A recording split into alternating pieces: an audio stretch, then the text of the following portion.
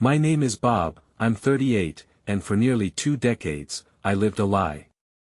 I believed my life was a picture of suburban bliss, built on unwavering trust with my wife, Heather, and my best friend, Josh. That illusion shattered one Tuesday night. I walked into our kitchen, expecting the usual hum of domesticity, but instead found Heather, her face flushed, whispering urgently into her phone. She hung up abruptly, claiming it was just a work crisis. That whisper, a tiny crack, shattered everything I thought I knew. Did I suspect what was truly unraveling? A used condom wrapper in her jeans pocket. A hotel receipt for room 402. And then, Carla, Josh's wife, staring at me with cold fury, photos of Heather and Josh checking into that very motel scattered across my coffee table. All of it, from a gut feeling to undeniable proof, unfolded in less than a week. My entire world imploded. And Heather? She was probably still humming a happy tune, planning our next family dinner, completely oblivious that her carefully constructed lie was about to be obliterated. Before I do, take a moment to like and subscribe, but only if this story earns it. Drop your city and your local time in the comments. I like knowing who's out there. I never imagined my life becoming a cheap tabloid scandal. Funny how we build perfect plans. Suburban bliss, Sunday barbecues, Friday wine, only to watch them crumble when reality strikes. My name is Bob Davies. I trusted my wife, Heather, and our 2 kids, Mike and Anna. I trusted my best friend, Josh. That trust gone, shattered by secrets and motel sheets. But it didn't happen overnight. At first, I was blind. Then came the itch in my gut. One Tuesday night, I walked in expecting Heather to be folding laundry, reality TV playing. Instead, silence. In the kitchen, she whispered into her phone, her face flushed.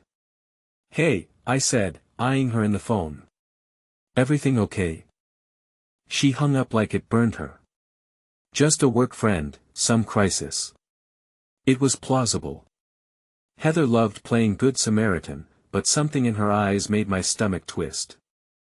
I wanted to believe it was nothing, but deep down I knew this was something bigger. Something rotting beneath the surface. A few days later, I found the real smoking gun. I'd come home from the golf course, rummaging through the hamper for the sweaty clothes I'd left balled led up. Instead, my hand closed around a pair of Heather's jeans. A rubber wrapper tumbled out. A freaking rubber wrapper. We never used them. Heather was on the pill. My heart did this crazy spasm like a drum roll before an execution. And just like that, I knew no wild leaps of logic necessary. Even then, I wanted to find some other explanation, some kind of cosmic misunderstanding. But let's be honest, there isn't any other explanation for a used protection wrapper in your wife's pocket. I felt sick, so I stuffed the evidence back into the hamper and stumbled off to the bathroom. I remember staring into the mirror, eyes bright with shock. My reflection silently mocked me. Poor schmuck. That's when I made a promise to myself. If my wife was cheating, I wasn't going to be some spineless coward. I'd gather proof and confront her. I wouldn't just let it slide. Enter Josh Walters, my best friend since college back when we lived on cheap ramen noodles and caffeine pills. He'd been the best man at my wedding. The clown who gave a hilarious toast about Heather's bachelorette party and my fear of dancing. He had a wife of his own, Carla Walters. She's the kind of woman who could make a preacher stammer. Tall, fiery red hair, green eyes that sparkle with hints of danger. Her figure was impossibly toned for a 30-something mother, a real showstopper. And yet, for all that physical perfection, there was something about her that made me uneasy, like a cat eyeing a cornered bird. One Saturday morning, as I was pacing my living room and debating my next move, the doorbell rang. Carla stood there with this weird expression, part fury, part smug satisfaction. She'd barely said hello before stalking into my living room, pointing a manicured finger at my couch as though telling me to sit. So, I did. "Bob, don't bother lying to me, she snapped. I know, Heather's screwing my husband. She said it so bluntly, I just froze. My head reeled. Wait, she knew. My words sputtered into silence. How did she know? How long had she known? Carla pulled out a small manila envelope and tossed a handful of photos onto my coffee table. Heather and Josh checking into a motel with that sneaky lovebird closeness of two people who think they're being so damn clever. Photo after photo of them leaving said motel, time stamps across the corner of each shot, my chest constricted. Private investigator, Carla said flatly. Cost me most of my inheritance from my father, but it was worth it to confirm he's an unfaithful pig. Her tone was dripping with venom, but even so, she was calm. Too calm. That was my first real glimpse of Carla's brand of malevolence. A flicker of fear pulsed in me. I realized if Heather and Josh were monsters for cheating, Carla might be an entirely different beast. That's a lot, I mumbled. Why are you telling me this now? She squared her shoulders, eyes narrowing. Because he's about to leave for another business trip with your wife. I thought you deserved the courtesy of knowing. And because, she added, her lips curving into an eerie smile. I have a plan to make them suffer. It was a bizarre sense of relief that moment knowing for sure 100% that Heather was messing around with my best friend. I mean, yes, it turned my stomach and set my nerves on fire, but at least I wasn't crazy. The rubber wrapper made sense now, and Carla's evidence was bulletproof. But Carla's demeanor struck me as even more shocking than the news itself. She spoke in a clipped businesslike way, as if we were discussing the stock market. No tears, no heartbreak, just pure steely resolve. Revenge, she said, tapping one photo with a perfectly manicured nail, is an art form. You can either go full nuclear or you can plan it right. I eyed her wearily. What do you mean by that? Carla took a breath, leaning forward until her face was inches from mine. Her perfume was overwhelming. Some spicy floral blend that made my head spin. If we want to ruin them, she whispered, we can't just expose them. We have to break them, and I know exactly how to do it. Goosebumps prickled my arms. This was the first big sign that Carla was not merely a wronged spouse looking for justice. She was calculating. She wanted them to burn. A primal part of me understood the impulse, but another part, the rational part, wanted no part in something this twisted. 2 nights later, Carla returned. Heather was working late, or so she claimed. But I knew better. She was likely with Josh in some motel. Carla stood in my living room with a glint in her eye. Bob, she said in a low voice. I'm sure you've replayed this betrayal 1,000 times in your head by now. I have, but we need a plan. What kind of plan? My gut told me I might not like her answer. Carla exhaled. Full-on revenge. You said you don't want to be some spineless fool. Well, let's show them what it means to be cheated on. She began pacing. The slit in her black skirt revealed a glimpse of smooth thigh with each stride. My father used to say, if you're cheated, you break the contract or you demand compensation. Well, I want compensation, and I want them to suffer. My brilliant idea is this. If they're playing us for fools, we do the exact same thing.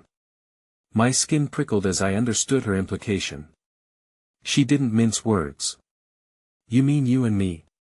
Carla paused, hand on her hip. Yes, Bob. Consensual adult revenge. Think about it. They cheat with each other. We cheat with each other. We give them a taste of their own rancid medicine. And we keep it hidden so that if they ever suspect, they'll realize how it feels to be in our shoes. The sheer gall of it. I stared at her, half repulsed, half fascinated. There was a certain twisted logic, but it was insane and morally bankrupt. I let out a bitter laugh. Carla, you're suggesting we become them. Isn't that stooping to their level? Stooping. she barked a laugh. They're rolling around in the mud, Bob. We're just stepping down to say hello. They forced this on us. I said nothing. My mind flashed to Heather. That bright smile I'd cherished for years. The feeling of her lips on mine. The warmth of her body at night. Anger churned in my stomach. Maybe Carla was right. Maybe we had the right to sink. Carla took my silence for consent. Her eyes lit with triumph. Excellent, she said, stepping forward until our faces nearly touched. Then let's get started. I wish I could say the first time Carla and I crossed the line was a moment of romantic agony or moral hesitation. It wasn't. It happened spontaneously in my own kitchen of all places. Heather was away helping a friend. Carla rang the doorbell. She came inside wearing an obscenely tight top with no bra. I could see her nipples straining through the thin fabric. It was like she wanted me to notice. Maybe she wanted me to feel guilty. Or maybe she just wanted me to yearn. She took one look at me and said, "I'm sick of waiting. I want to feel alive again." Her voice was low, almost a purr. "Are you going to turn me away?" I should have, but I didn't. Because in that moment, all I wanted was revenge. I wanted to bury the image of my wife and best friend in bed together under an avalanche of my own brand of betrayal. So, I let Carla slip into my arms. Then, my mouth found hers in a collision of fury and desperation. We ended up on the couch. It wasn't tender or sweet. It was raw, charged, and edged with rage. Rage at them. Rage at ourselves for letting it come to this. When it was over, Carla smiled, running her fingertips along my chest. "That," she whispered, "is what they deserve to lose." My head spun with conflicting emotions, shame, satisfaction, disgust, but mostly I felt a fierce, unstoppable need to keep punishing Heather and Josh through secret liaison with Carla. The logic was twisted, but heartbreak doesn't breed reason. While Carla and I indulged in these clandestine sessions, we also quietly spied on Heather and Josh, gathering logs of phone calls and suspicious receipts. Carla showed me how to tap the home phone line with a cheap recorder from an electronic store. She was terrifyingly resourceful, as if she'd planned entire espionage missions in a previous life. One evening, I pressed play on the hidden recorder in the basement. My blood ran cold as Heather's voice filled the room. "Heather. Josh, I can't get enough of you. How can I sneak away again? Josh, baby, you know I'm always ready. Let's just do lunch again tomorrow. Marriott on Jefferson, room 402. I'll handle the bill like always. Heather, I've got some money stashed aside if you need me to. Josh, hell no. I'd never make my girl pay, especially since you already make me feel like a king." He chuckled low and suggestive, and my stomach twisted so badly, I thought I'd throw up. Heather let out this mischievous murmur. My hand shook on the stop button. I listened no more. That was enough. Enough to know exactly how cheap they both were. When Carla heard the tape, her lips curved in a bitter smirk. "He's lying about paying for the room. He's been draining our joint savings, my inheritance from Dad, for months now. I bet he's telling Heather the same story that he's paying from his own pocket. So, she feels special. He's conned us all." I swallowed hard. So, they're brazen. That means they might slip up soon, right? We'll catch them red-handed. Carla nodded, but then gave me a slow, calculating smile. "In the meantime," she said, "we should double down. Let's do our own motel meetups. Let them wonder why we're so calm.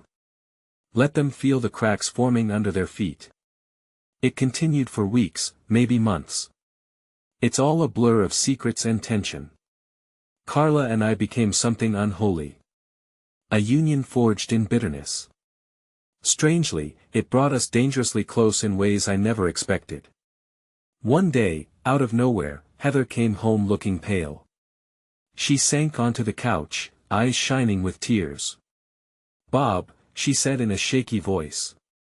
"I need to tell you something." My heart hammered. Was this the confession? Was she going to beg for forgiveness? Maybe blame me for being inattentive. I steeled myself. She sniffled, fiddling with her wedding ring. "I feel guilty," she whispered. I've been stepping out on you."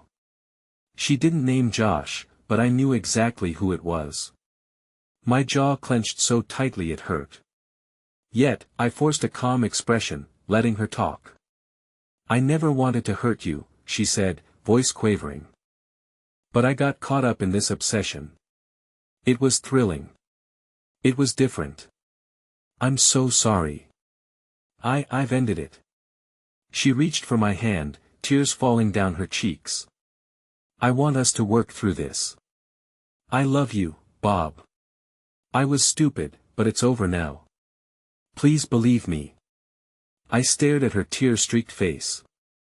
Some twisted part of me wanted to pull her close and sob into her hair, confess that I'd been sleeping with Carla, and that we were in the exact same gutter, but my rage overshadowed any pity. "Oh, you're sorry now," I said softly, gently removing my hand from her grip. "Well, that's convenient, Heather." "A bit late, but convenient," she sobbed harder. "I know it is, but it's the truth. I was reckless." I rose to my feet. "If you're expecting me to fall over myself in gratitude for your half-baked remorse, forget it. I'm not going to fight you. You do whatever the hell you want." I left her there, trembling on the couch as I stormed upstairs. Only when I locked the bedroom door did I allow myself to break. Silent tears of betrayal. The memories of Carla's lips on mine twisted inside me. An equal betrayal. Later that evening, I told Carla about Heather's confession.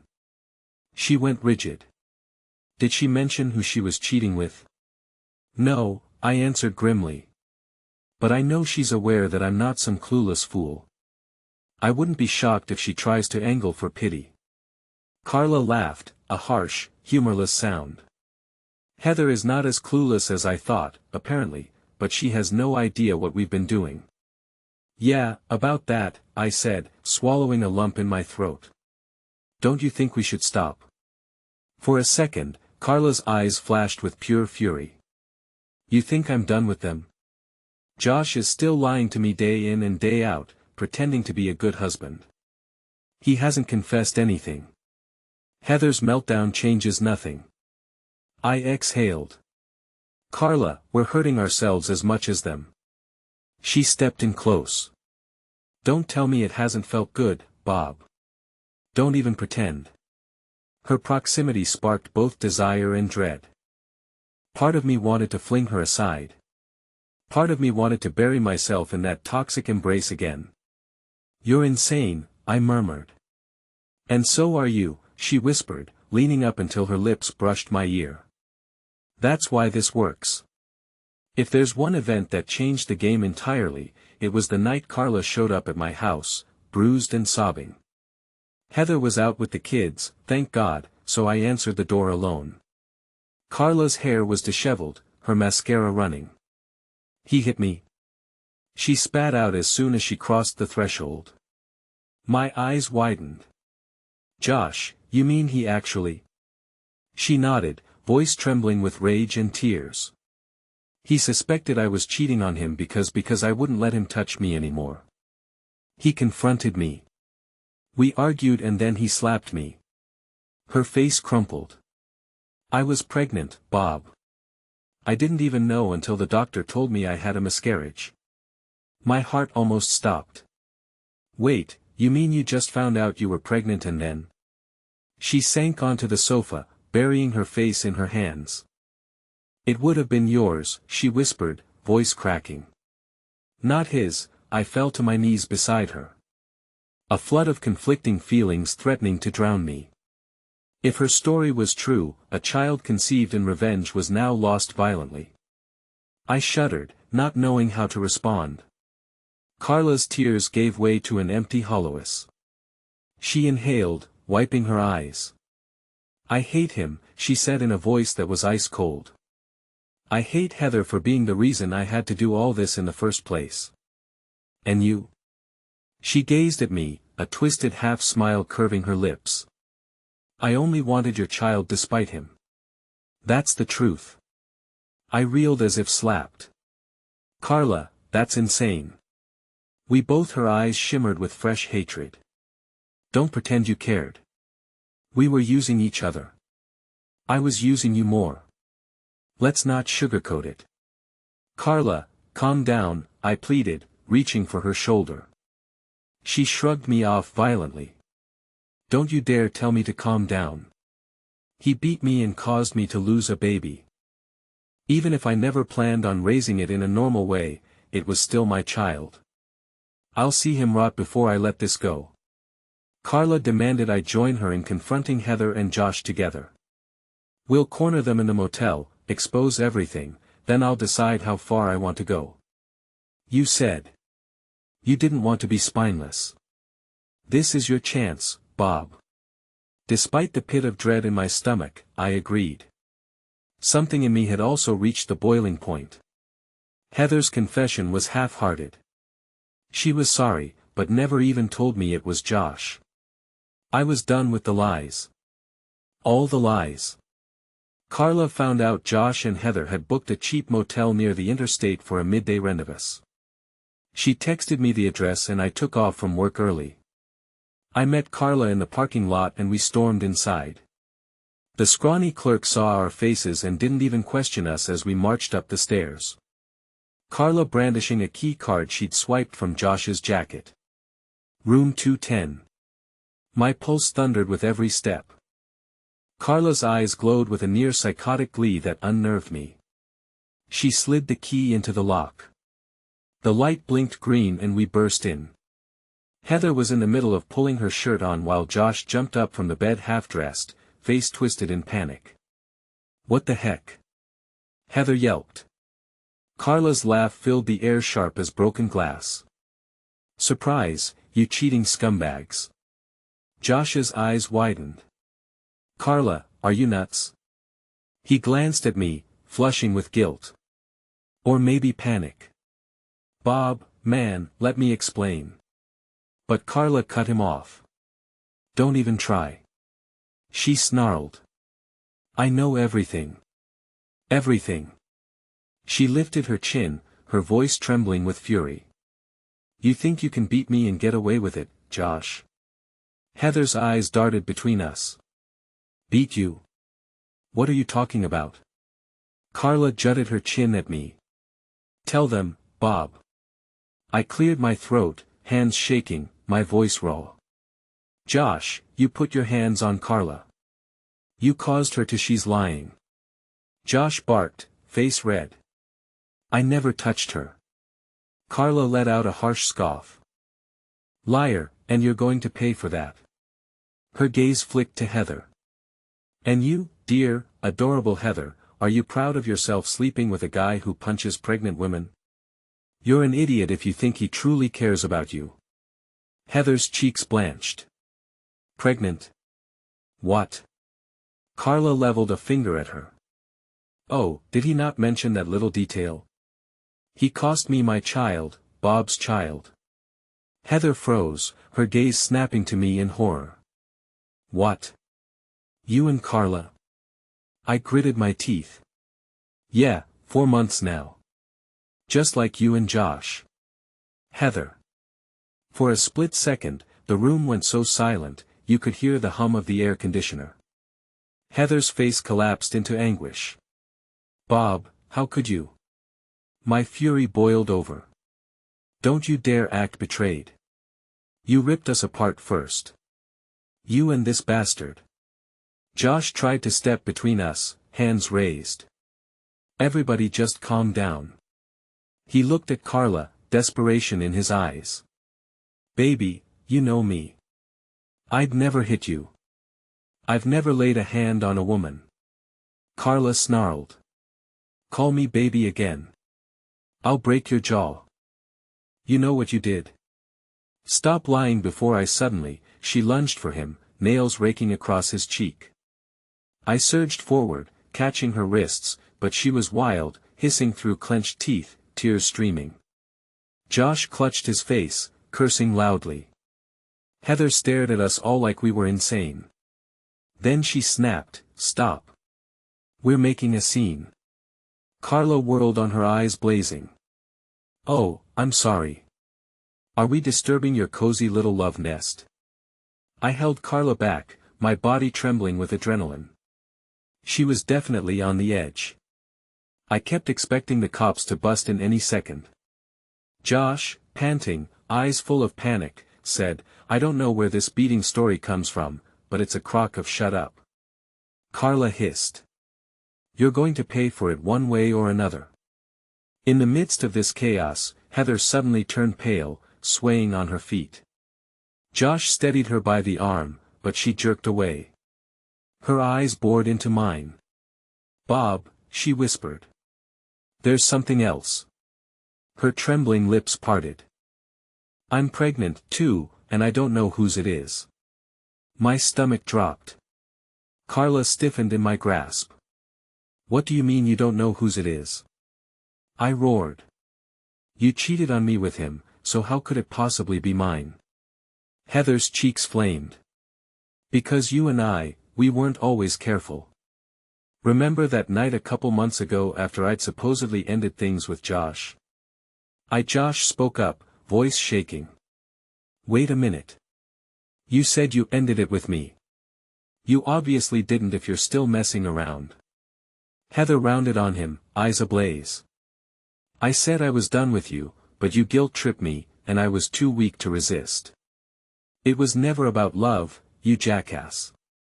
It was about some insane thrill. I regret the moment I step out of this damn room."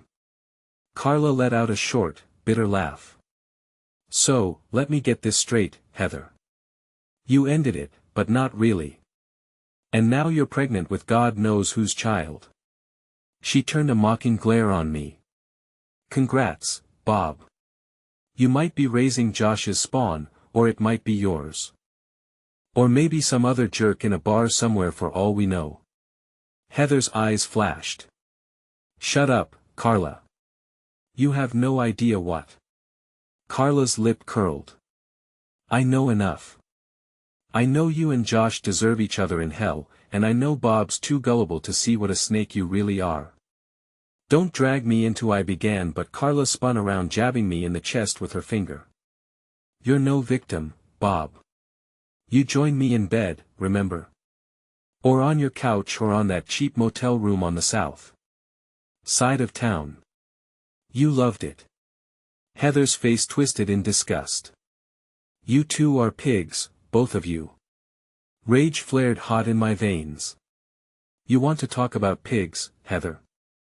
You were hooking up with my best friend for over a year, and you have the gall to call us pigs." Josh pressed his palms to his temples, letting out a strangled groan. "Everyone shut up." His voice thundered through the cramped room. "Look, I didn't lay a finger on Carla. She's lying about me beating her. And yeah, I was sleeping with Heather. Big whoop. She wanted it as much as I did. Now we're all even or whatever. So, can we just—" Carla tore away from me and slapped him, the sound echoing like a gunshot.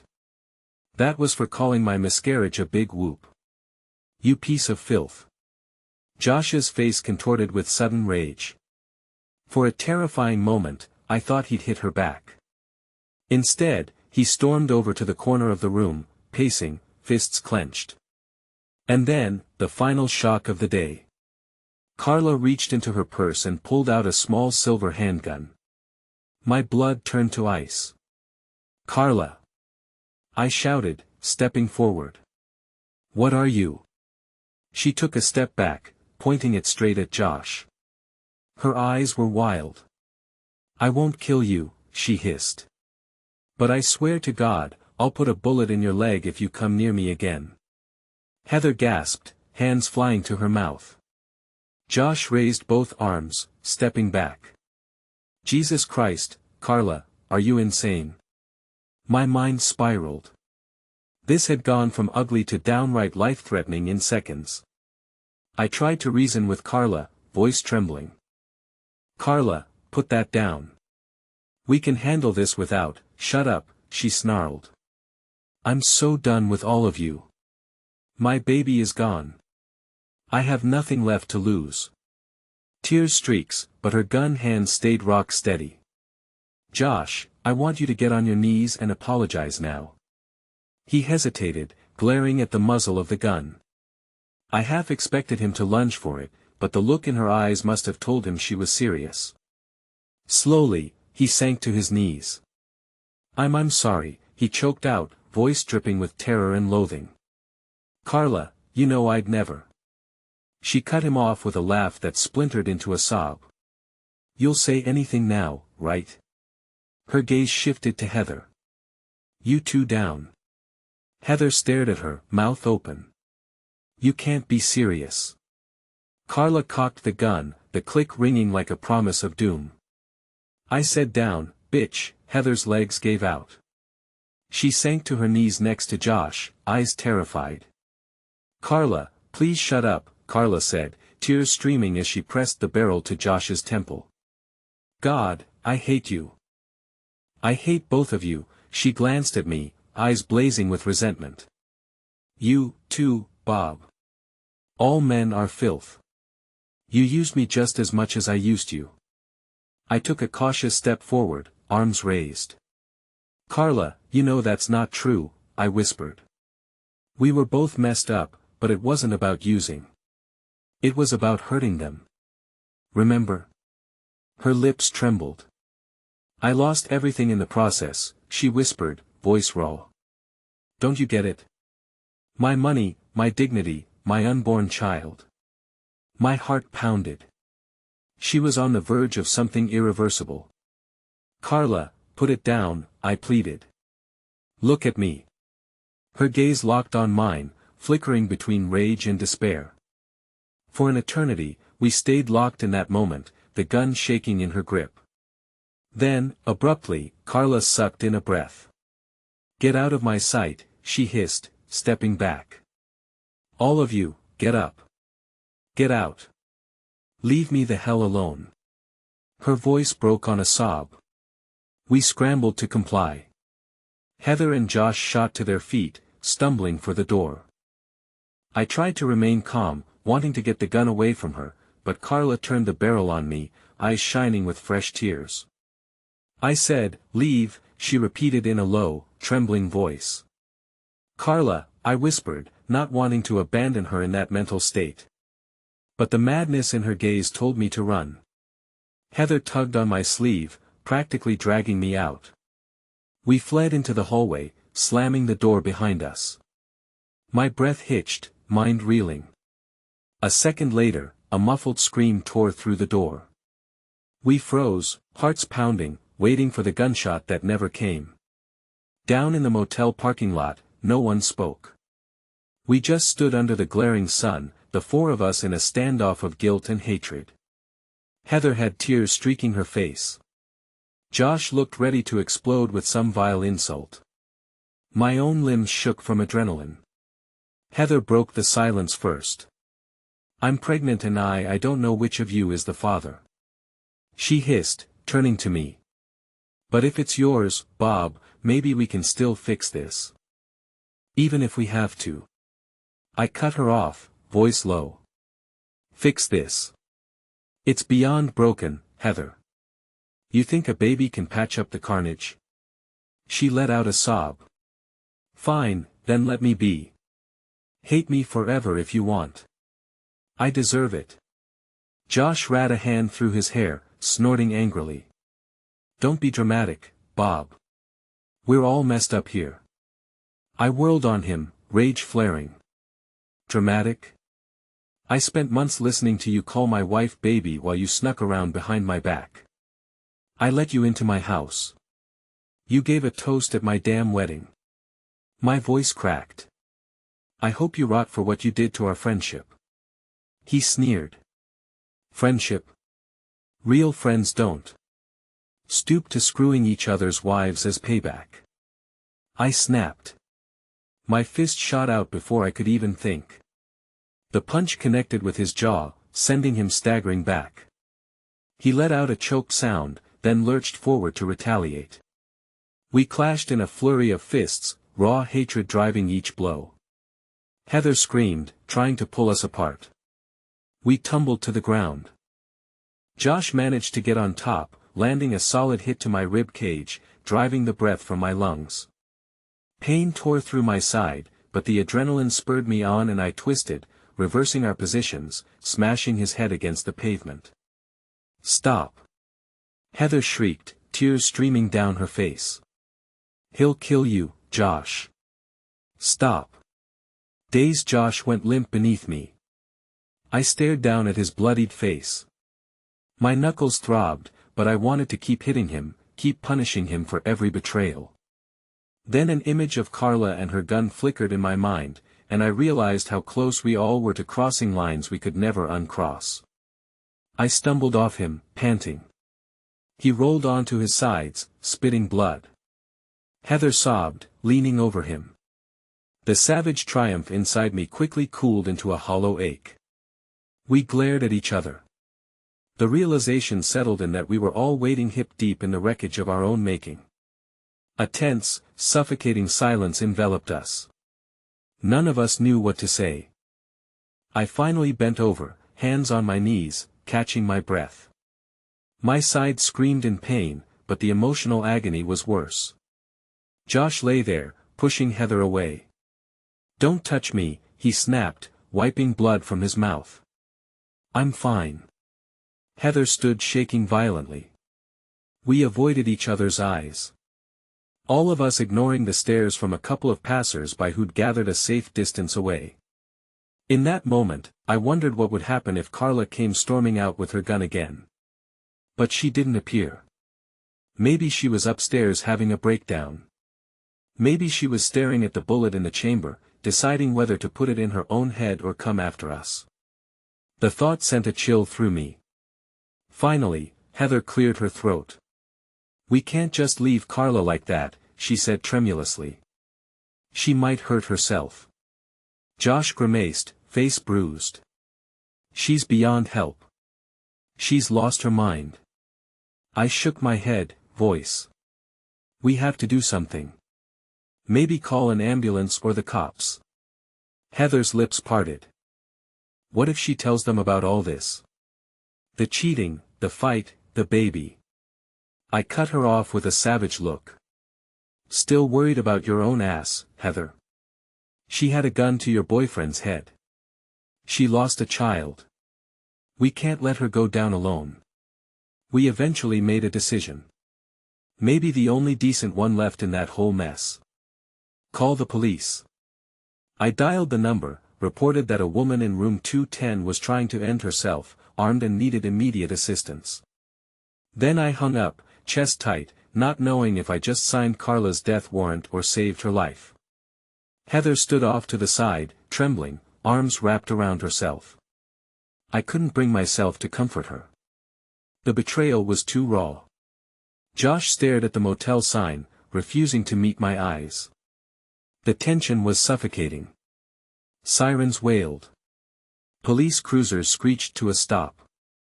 Officers sprinted inside. Moments later, Carla emerged in handcuffs. Her head bowed. The rage was gone. She looked small, broken, tear-streaked, murmuring words I couldn't hear. They led her to a squad car. She didn't fight, didn't look up. Guilt twisted in my gut. I wanted to say I was sorry for everything, but I stayed frozen. An ambulance arrived, likely for a psychiatric evaluation. Lights, sirens, the weight of our collective sins blurred together. A cop approached asking about Carla Walters. Heather answered through tears. Josh stayed silent. When my turn came, I muttered half-truths. Her emotional state. Our fear for her safety. Nothing about the cheating. Not out of mercy, but shame. The cop nodded. "We'll need statements later. For now, go home." And just like that, it was over. No arrests for the gun. No real consequences. Carla, ironically the biggest victim, was the one taken away. I turned to Heather, who looked at me with pleading eyes. "Please, Bob," she whispered. "We can't leave like this." My voice turned cold. "What do you suggest we do? Hug it out in front of the cops?" She sobbed. Josh wiped blood from his lip, silent. We stood there watching Carla disappear in the back of a squad car, suffocating in the wreckage of our choices. My fists clenched. I wanted to scream at Heather to demand why she lied, but there was nothing left to say. Josh muttered, "We'll talk more later when we're not surrounded by cops." But I had no words for him. My hatred had burned out, leaving only emptiness. Heather reached for me. I pulled away. "You're pregnant. You don't know whose child it is. Carla's either in jail or a psych ward. I just beat the hell out of my former best friend who's been screwing my wife for a year. That about sums it up." Her shoulders shook. Josh glared at me, his face swollen. No one spoke. We all knew this was beyond repair. The squad car siren faded. The motel's neon sign flickered like a dying heartbeat. No forgiveness, no closure, just a pit of unanswered questions and a vortex of raw pain. Without a word, we turned and walked away into the twilight. 3 shattered souls lost in the ruins we created.